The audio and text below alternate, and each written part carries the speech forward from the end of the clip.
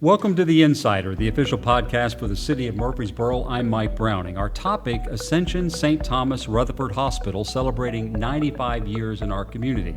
And our guest is Gordon Ferguson. He's the president and CEO of Ascension Saint Thomas Rutherford. Glad to have you here. Thanks, Mike. Good to be here. So the 95th anniversary, been in the community 95 years. That means you're an institution. And you're celebrating it this month, and I'd like to talk a little bit about the history and the origins of the hospital to begin with. How did it all get started? We have been, as you mentioned, serving the area 95 years. Actually, the official date that the original hospital opened was May 2nd. So we've got a number of things planned around that date, and then we'll be doing things throughout the balance of the year. The hospital actually was started through a grant from the Commonwealth Fund of New York.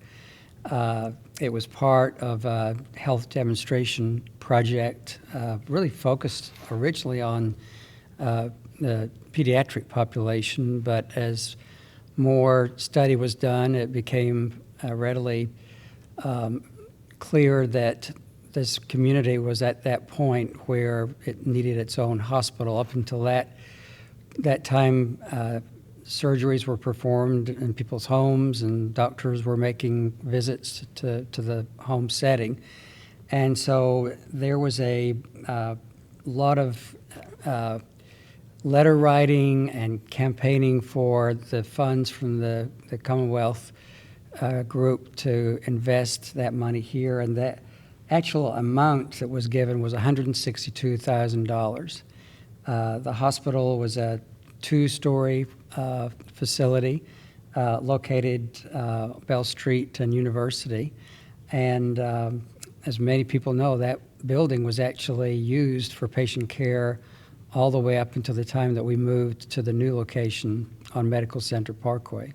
And we do have a photo of that from the Nashville banner. It's a lot has changed from that time in 1927 to what you have today. It has. Looking back at the pictures and just the medical equipment that you can see, the beds, the instruments that were used, it's just a very different time. But interestingly, the first baby that was born was in May 22nd, and Mary Alice Robinson Richmond was the first baby born at the hospital, and some people know Marcy Richmond, that happened to be Marcy's mother. Oh. And I think a few other things that we've read is that patients came primarily from Murfreesboro, but in the first few months that the hospital opened, that they were already seeing patients coming in from Woodbury, Lynchburg, Manchester. I think that there was one that actually came from Jasper, Alabama. So it's just interesting when you look back and see our beginnings, and there was a tremendous amount of excitement around the opening of the hospital. A local businessman, Simeon Christie, actually was the person who served as the hospital's first board chairman. And the day that the hospital opened was designated as Sim Christie Day. And interestingly, he was the grandfather of Betty Lovelace, who was a long-term associate of ours at the hospital. Betty was a social worker. And so it's neat that we can hear Betty's memories of the days that she was around, and the fact that her grandfather has played a key role in the opening of the hospital. I know you mentioned the Commonwealth Fund of New York, and the perception that one might have, or a question one might have, is whether that was an organization seeing the need for a hospital in a rural area like Tennessee, which probably, didn't have a whole lot of wherewithal. Correct. Or was it just a group of businessmen like you might see today, and hey, we can invest in that and make money. It was probably more the first. It was that there was a focus on bringing healthcare to rural areas, and particularly in areas where I think there was just a lot of illnesses that were related to the pediatric population. I know that kind of got a clinic started first, and then when they saw the success of the clinic, that's when they said, well, do we not now need a hospital? And in our book that we came out with when we moved to the new hospital, A Time to Build Up, there's great illustrations there of, again, letters that were written by local residents trying to convince the Commonwealth Fund that this was the place that they needed to invest this as a grant. And I forget how many other areas were involved in that, but fortunately Murfreesboro and Rutherford County were the recipients of that grant. And of course, childbirth, infant mortality, that area of health has always been a concern. It was probably even much greater of a problem then than it is now. But even today, I think Rutherford St. Thomas is investing in a program with that regard. Right. Yeah, we see our obligation there as being very critical just for the overall well-being of our community. In addition to the 1927 photo, there are some other photos in there that are kind of remarkable. There's a group of nurses that you can tell were from back probably in the 20s or 30s.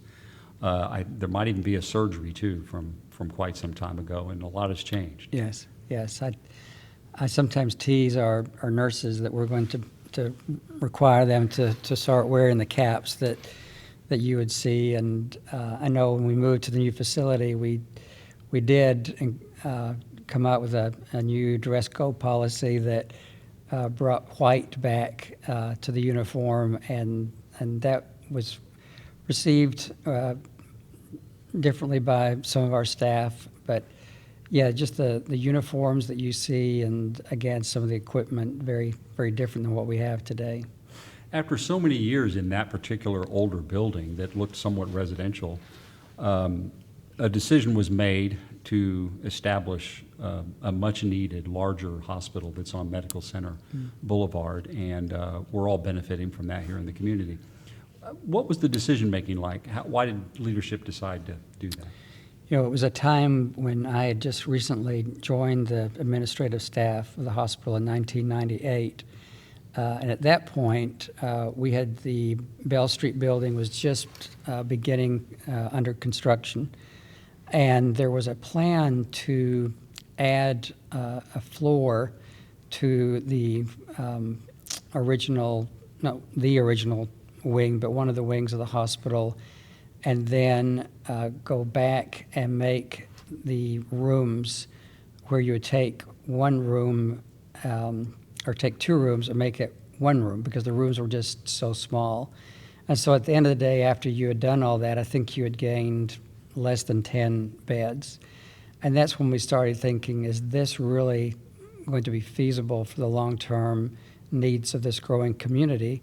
Because at that location, we had the cemetery on one side, historical district on another side, so we really did not have the ability to expand in place there. And that's when we started looking around and at different options. We saw that the city had actually bought property in that area for a proposed conference center.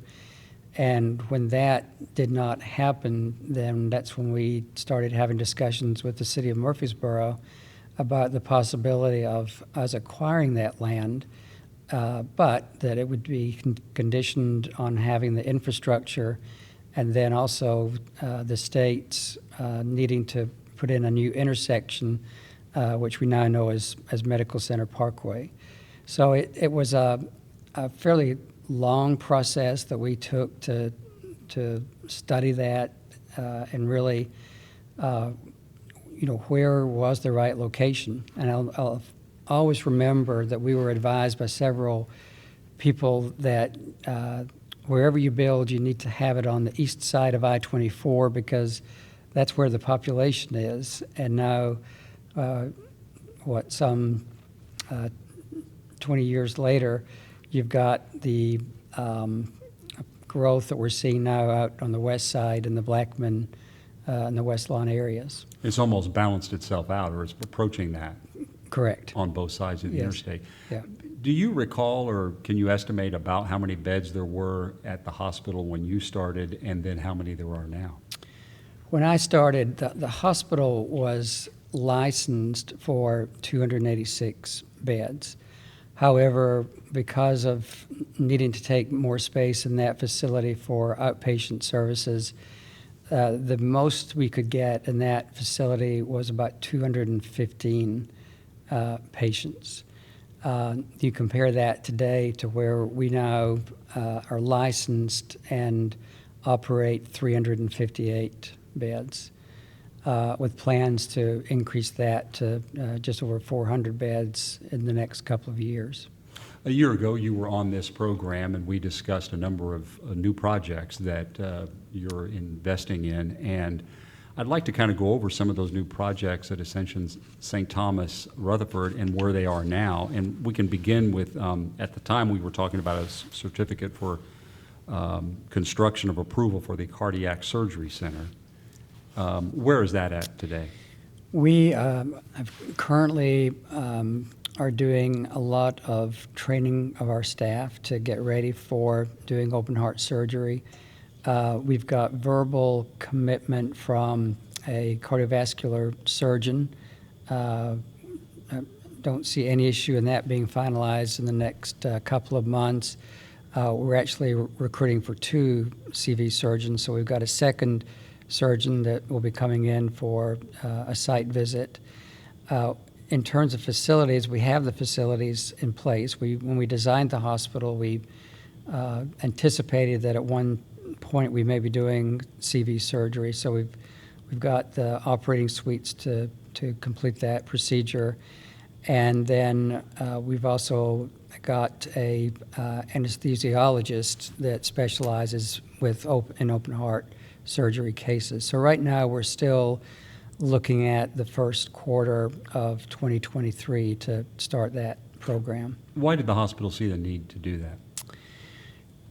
Basically, we were keeping track of the number of cases that we were doing at our facilities in Nashville.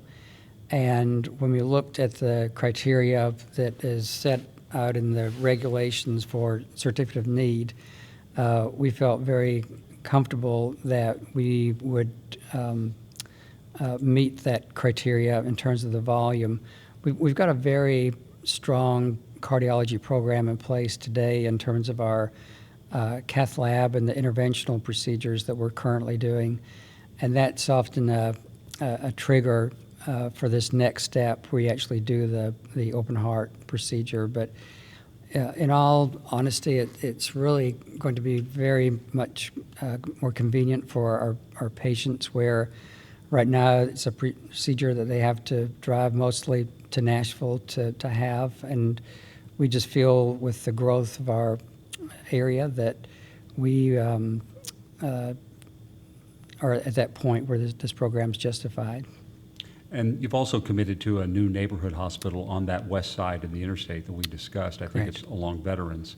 What's the status of that project? The Westlawn Neighborhood Hospital is under construction now. In fact, just this week we started with erecting the steel for that project. It's a 2-story building. The first level is the neighborhood hospital, 8 beds, and then an 8 treatment room emergency room. It will be supported by lab and imaging. And then on the second floor, it's our plan to have space for primary care physicians and a clinic there. So we're very excited about the progress. This will be the first of its kind in the state of Tennessee. So we're having to jump through a few extra hoops just because we're doing something new and innovative. But we are working diligently. We have meetings each month just to make sure we're keeping everything on schedule. We are originally hoped to be open at the end of this year, but due to some of the supply chain issues that we're running up against, we're probably now looking at a February 2023 date for completion. When you say it's first of its kind, what do you mean by that? In the state licensure regulations, there is just your standard regulations for your acute care hospitals. In our case, this hospital is actually going to be operated as a extension and satellite of Ascension Saint Thomas, Rutherford. So it's there are smaller hospitals in the rural parts of our state, but this one is considered just a department of Ascension Saint Thomas, Rutherford. The other thing that I wanted to discuss with you, and I didn't know this until I guess I was starting to do a little research on it, but you're dedicating a helicopter to Correct. care here. Several, I guess a few months ago, we had our ribbon cutting, I guess you could say, of our new branded Ascension Saint Thomas helicopter. Again, this is very much connected to our efforts around trauma and CV surgery, where there are times when getting to the hospital as quickly as possible is critical to one's survival rate. And so we eventually will have the helicopter physically located near the hospital is our goal. Currently it's based in Smyrna, but we are excited to have that additional air transport at our readily available for us. So you're saying near the hospital, so is there some decision-making or some procedures you have to go through in order to either have it at Ascension Saint Thomas or at the airport or wherever you're going to have it? Correct, yes. And we really would like to have it close to the hospital just for convenience sake. Is it possible, or would it be possible, to operate it off the top of your building, or is that even out of the question? It's not out of the question, and in fact, on the expansion that we've got currently underway, there was originally an option to put the helipad on the roof of the hospital, but after further study, we determined that we were going to be able to complete our expansion, but leave the helipad in its existing location. And it's called Stat Flight? It's called Stat Flight, yes. All right, that's exciting to see that progress made. And then there's also the trauma program that we wanted to discuss. Yes, that is a big lift for us. It's taking us a lot of time to get all the pieces into place. There's a lot of regulations and requirements that we have to meet in terms of having the surgical specialties available. We do have our trauma surgeons in place. We've got new neurosurgeons that have relocated to this area. We've got new vascular surgeons. We've got new ortho trauma surgeons. We've just got a few more gaps that we're trying to fill there. And then there's a process that you need to go through with the state where they come in and do an initial review, and you've actually got to be in operation for 12 months before they come back and formally designate you, in our case, a level 2 trauma program. It would appear that Ascension St. Thomas Rutherford has a lot of balls in the air. I mean, you're doing multiple projects all at the same time. That's got to be a challenge. It is, and fortunately, we've got a lot of resources available through Ascension St. Thomas and Ascension. You know what I think has made it even more complicated is the fact that we've been working through the COVID pandemic for the last 2 years. Fortunately, we've seen a marked reduction in the number of COVID patients in our hospital, but we knew that we had to keep planning for the future, and certainly have got a lot of emphasis on these higher acuity healthcare services that really an area like Murfreesboro, Rutherford County really warrants the need to have that locally. In addition to celebrating the 95th anniversary of the hospital, the Stroke Awareness Month is in May as well, and I guess there's some intervention that you're doing for that? Yes, for a good number of months, we've been planning for what's called a thrombectomy procedure, where we've got our interventional radiologists who can actually do amazing things, removing clots that are causing a stroke, and when done correctly, the results are truly amazing. We actually did our first case just last week, and there was a good outcome there, and we're expecting that we'll see more of those patients in the future. So as you reflect on all of this in the past 10 years, moving from one location to another, establishing a much larger facility, what are you most proud of?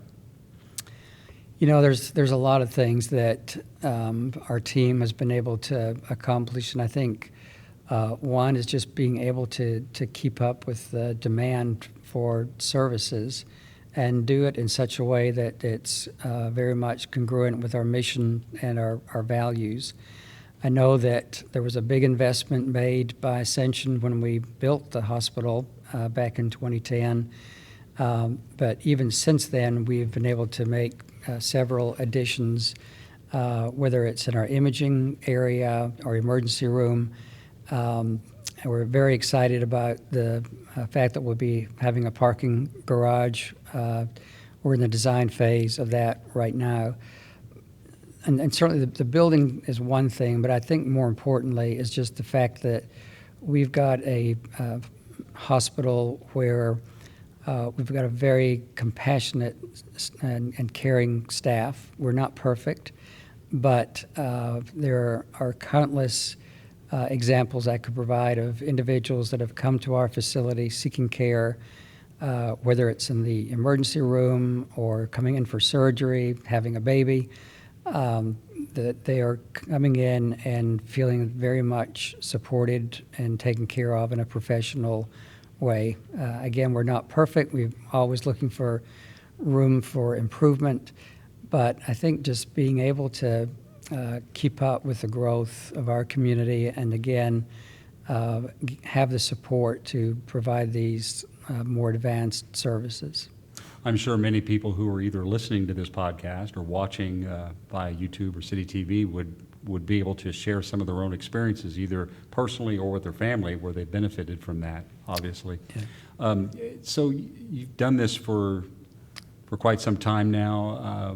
It's got to be something personally gratifying and kind of a calling for you. Yes, in fact, it's interesting you should use that word calling. We've shared a book with our leadership that is all about being called to healthcare because, again, going back to the COVID pandemic and what we've been through, it's been very challenging for all of our staff. In my case, I knew fairly early on that I would like to do something in healthcare. When I was going to college, I worked part-time as a orderly at one of the hospitals in Knoxville, and I thought, how do I put that together with majoring in business? And I was growing up, my dad was a Presbyterian minister. I'd go to the hospital when he was visiting and just hang out in the lobby. And I've always just been fascinated by all the parts and pieces that it takes to make a hospital run well.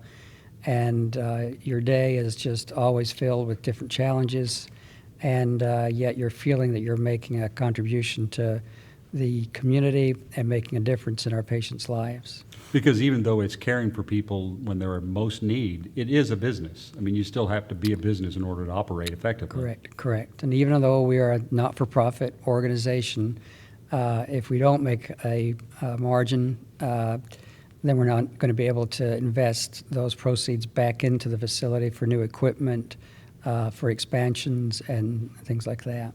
So as Ascension Saint Thomas Rutherford celebrates its 95th birthday, I guess, how did you celebrate it?